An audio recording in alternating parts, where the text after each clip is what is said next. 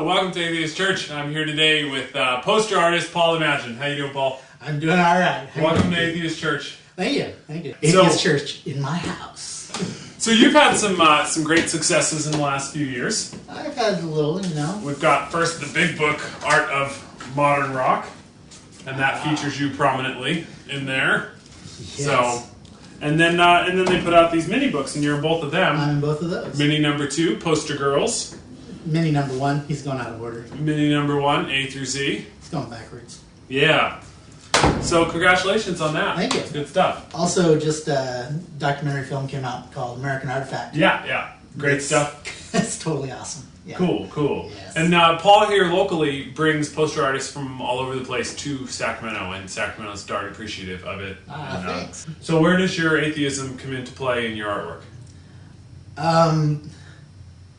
Jeez, that's a freaking rough question. I don't really think about my atheism, like, all that much, you know. Like anything else, just part of who you are. Yeah, it's like I don't go out every day and say, what a great day there's no God. You know, it's like, it just... Well, let's see some examples of where it shows up in your art. Okay, so like this guy here, and little banner says, I don't trust God or government. It's my America. It's got a little unity, diversity, equality guys down here. They hear no evil, see no evil, speak no evil. And yeah, that's one of my posters. Here's another little guy, which is just like a little three-faced little devil, the boogeyman.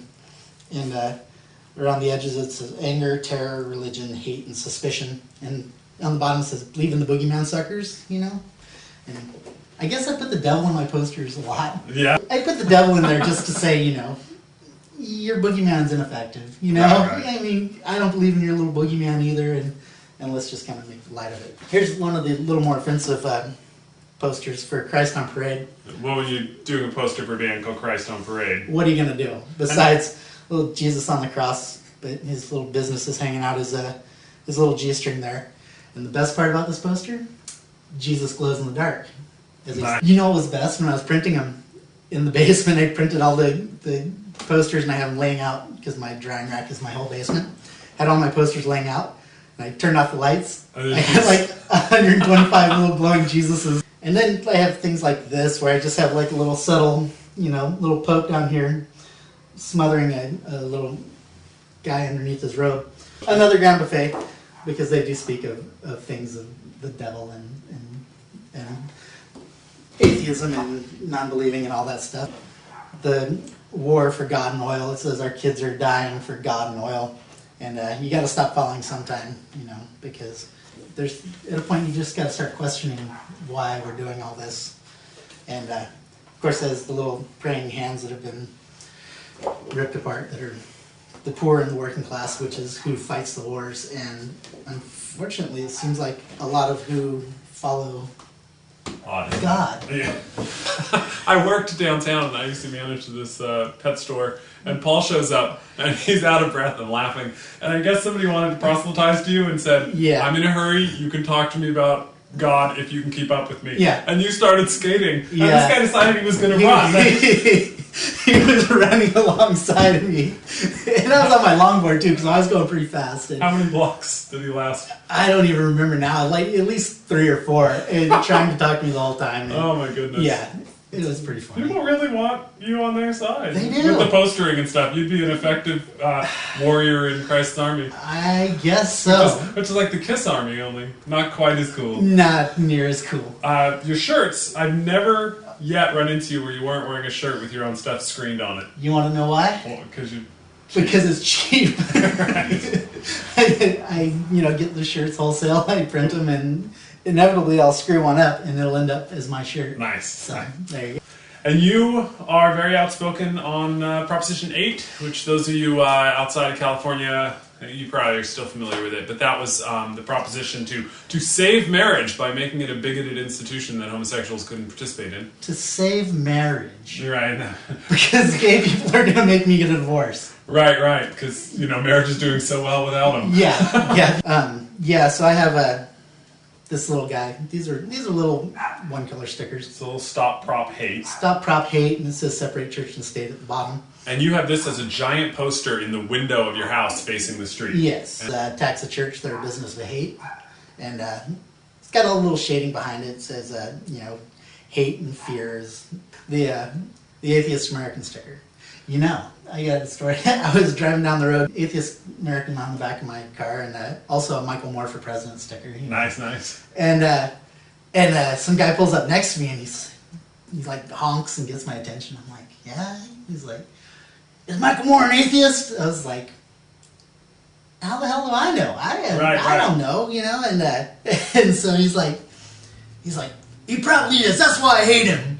I just looked at him like, you're a good little Christian, and he's got his little God Bless America like all over his car, and it's just like, I didn't stop you and go, you like God? Yeah. You suck! It's like, why are you going to stop me and say, you don't believe in God? You suck! I don't know. Let the bumper stickers do the fight. Yeah, exactly. Do you have it for sale online? Yeah, no, not online. I don't have anything for sale online.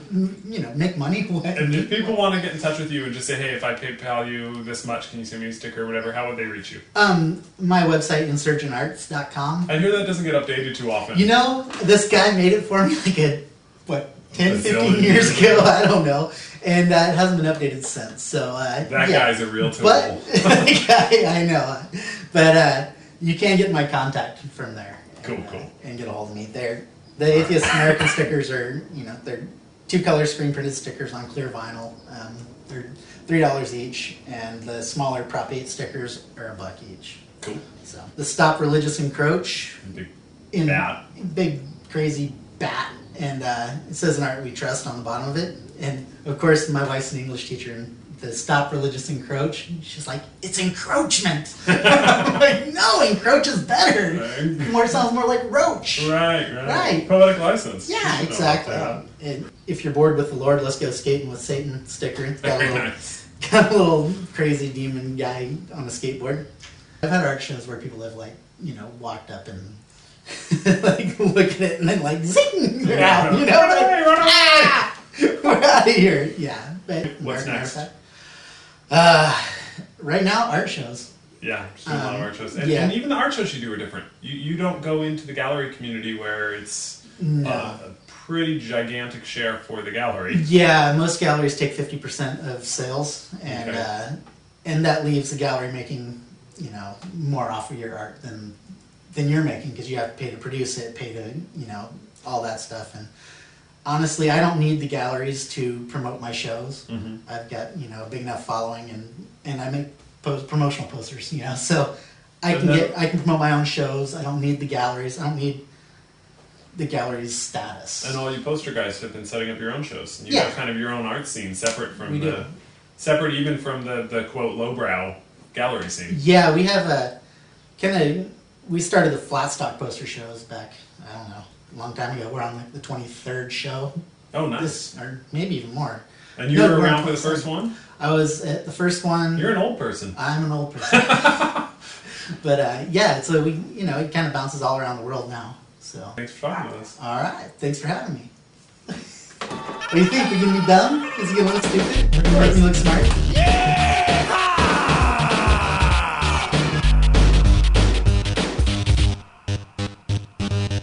Party people in a potentially powerful place. Before the hour hand is pointing at the 8 on the clock face, we gotta gather together and ready a plan on how to formulate a lucrative lemonade stand. In your adolescent years, you had a hand-painted sign with sloppy lettering that offered lemonade for a dime. You were a little entrepreneur, your parents thought it was cute, and all the opportunists in the neighborhood followed suit. You profited then off of the asset of youth, but now you're 28 years old and long in the tooth. You think a lemon slice and sugar water's gonna suffice? You need a motto, gimmicks, bravado, you gotta entice. I'm no slouch, I took a home economics class, so I'll elaborate on lemonade's illustrious past.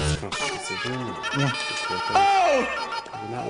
Good Friday the 3rd, 33 AD. The day God's son was hammered to a lowercase t. It wasn't all that grim based on historical truth, cause 30 feet away from Jesus was a beverage booth with an assortment of fruit, wine, and grain ale, and ice water for the kids, but the water was stale. The 12 apostles observed this dilemma, they were concerned. Matthew exited the gathering and quickly returned with a ripened bag of lemons reserved for the purpose of treating a syphilis lesions that were starting to surface. He said, we'll drain these lemons for the juice and pulp, and add it to the stagnant water for a pleasant result. Judas reached into his robe and shamefully revealed a bottle of honey he stole from last night's meal. He said, this is what